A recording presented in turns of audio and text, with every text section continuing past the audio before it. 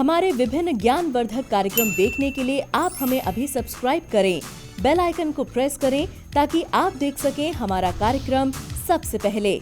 और अधिक जानकारी के लिए फेसबुक पेज को लाइक करना ना भूलें। जय मां इंद्राक्षी। इंद्राक्षी धाम में दर्शकों आप सभी का हम हार्दिक स्वागत करते हैं। आज के दिन जिन जातकों का जन्म दिवस है, मैरिज एनिवर्सरी है, उन सभी को हमारी तरफ से बहुत बहुत शुभकामनाएं।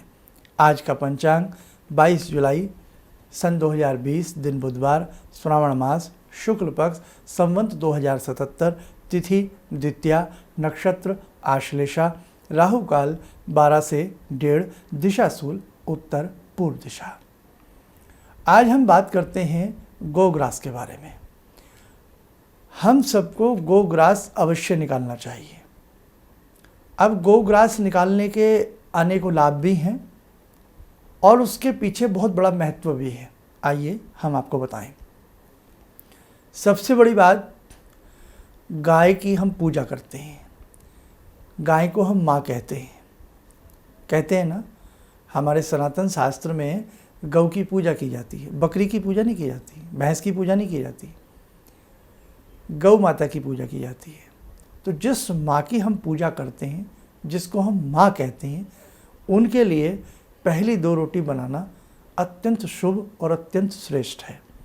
शास्त्र के मतानुसार जिस घर में गोग्रास दिया जाता है उस घर में वास्तु का प्रकोप नहीं होता, उस घर में पितृदोष का प्रकोप नहीं होता, नाना भांति के संकट और प्रकोप और ग्रहों की कुटिल चाल उस घर में नष्ट हो जाती है। तो इसलिए गोग्रास जरूर निकालना चाहिए। भगवान श्री कृष्ण को कितनी प्रिय थी गौ, ये कहने वाली बात नहीं है, सब जानते हैं।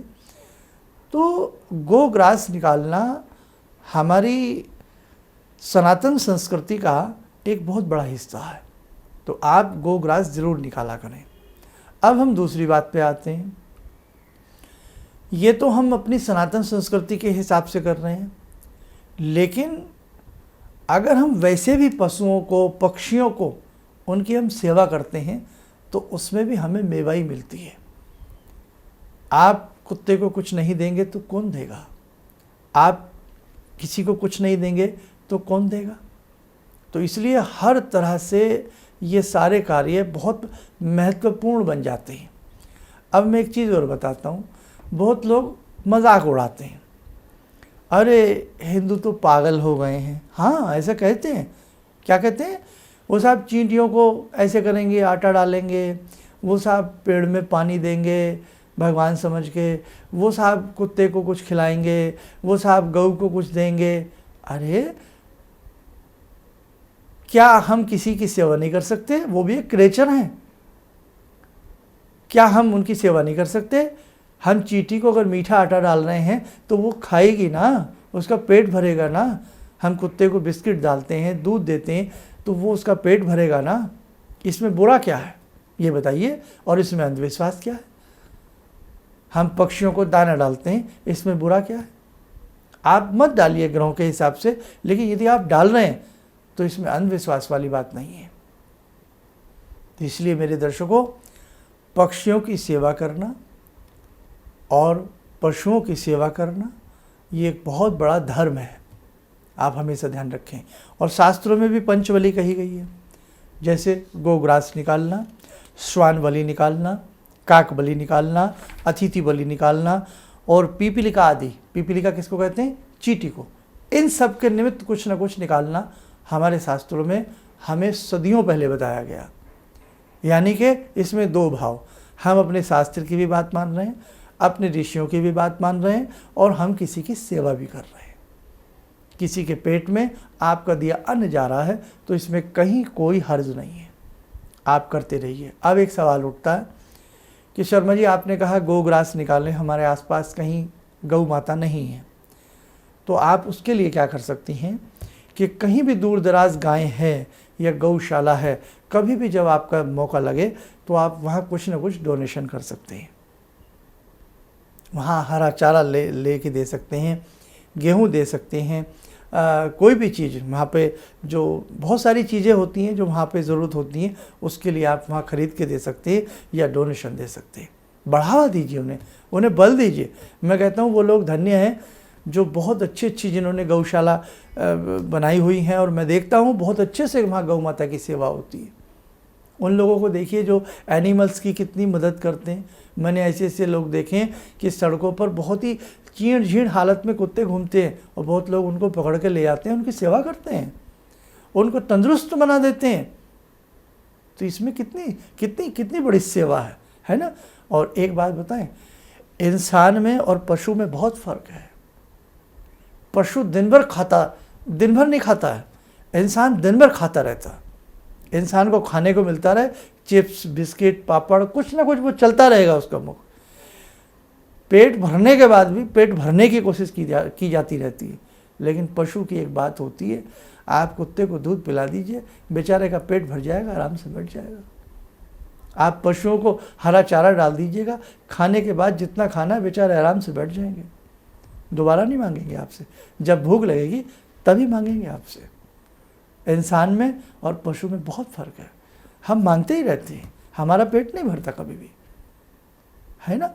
और एक चीज़ बताएं, हमारे फादर कहा करते थे कि कुत्ता है ये बिना झोली के फ़कीर है।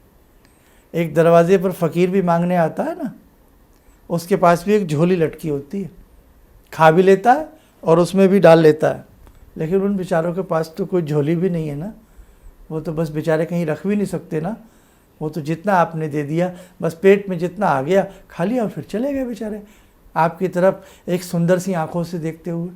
कुत्ता ऐसी वफादार है कोई संसार में? आपने देखा है ना, कितने प्यार से आपको चाटेगा, कितने प्यार से आपसे दुम हिलाएगा। किसके लिए? क्या देते हैं हम उन लोगों को? क्या देते हैं हम उनको?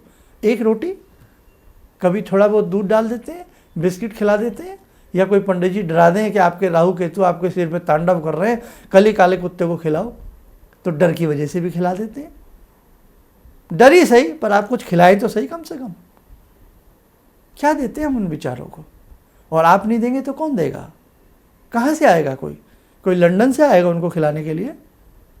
तो हमारा फ़र्ज़ है, हमारा धर्म है।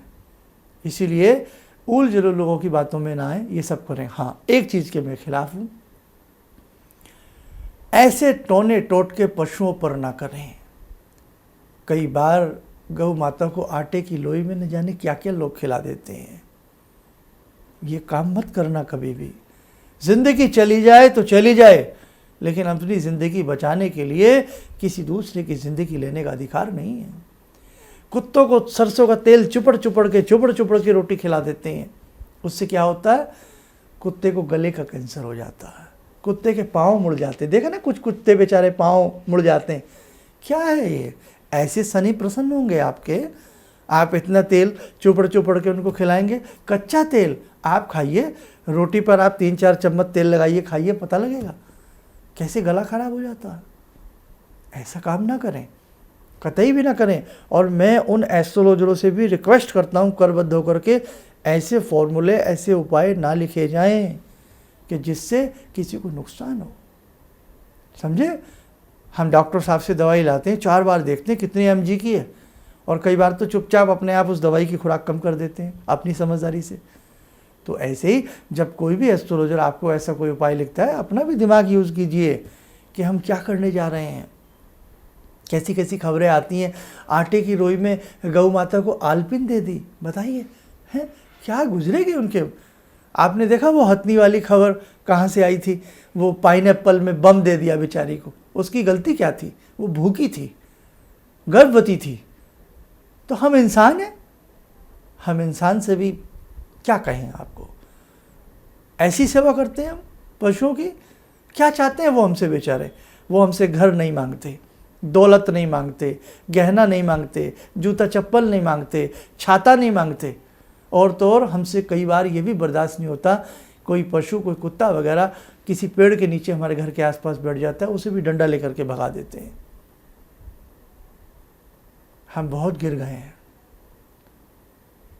इसीलिए मेरे दर्शकों, मेरे साधकों, सेवा करनी है ना तो अच्छे से करना।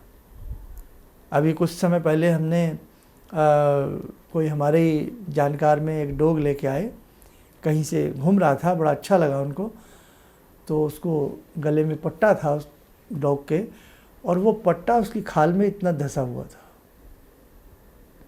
बहुत मुश्किल से वो पट्टा काटा गया। यानी कि जब वो बच्चा रहा होगा कभी, तब से लेकर के कुत्ता बड़ा हो गया, वो नहीं खोला उसके मालिक ने कभी भी। बताइए, कुत्ता पालने का शौक़ रखते हैं, बस बेचारा एक खूंटी से ज़िंदगी भर बंधा रहता, वहीं अपना जीवन निकाल देता। कितनी बड़ी कैद करते हैं हम।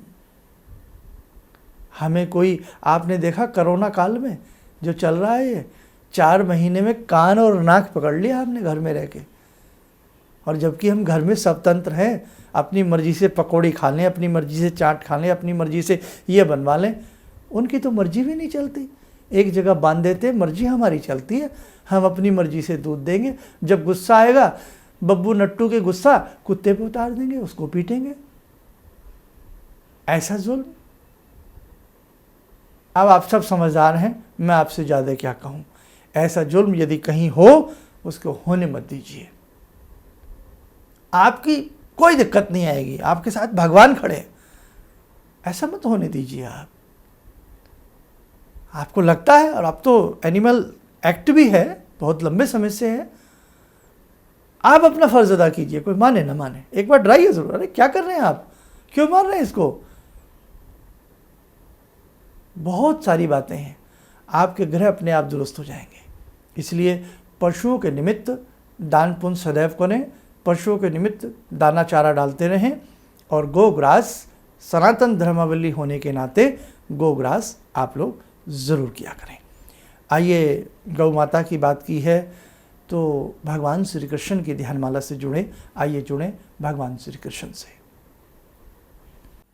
ॐ करारविन्दे न पदारविन्दं मुखारविन्दे विनिवेशयन्तं वटस्य पत्रस्य पुटे शयनं बालामुकुन्दं मनसा स्मरामि बालामुकुन्दं मनसा स्मरामि कस्तूरीतिलकं ललाटपटले वक्षस्थले कौस्तुभं नासाग्रे वरमौक्तिकं करतले वेणुकरे कङ्कणं सर्वाङ्गे हरिचन्दनं सुललितं कण्ठे च मुक्तावले गोपास्ति परिवेष्टितो विजयते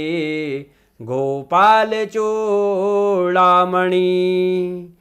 शान्ताकारं भुजगशयनं पद्मनाभं सुरेशं विश्वाधारं गगनसदृशं मेघवर्णं शुभांगं लक्ष्मीकान्तं कमलनयनं योगवृद्ध्यानगम्यं वन्दे विष्णुं भवभयहरं सर्वलोकैकनाथं। कवच बना लें, ध्यान करें, बांके बिहारी का आशीर्वाद हम सबके ऊपर बरस रहा है।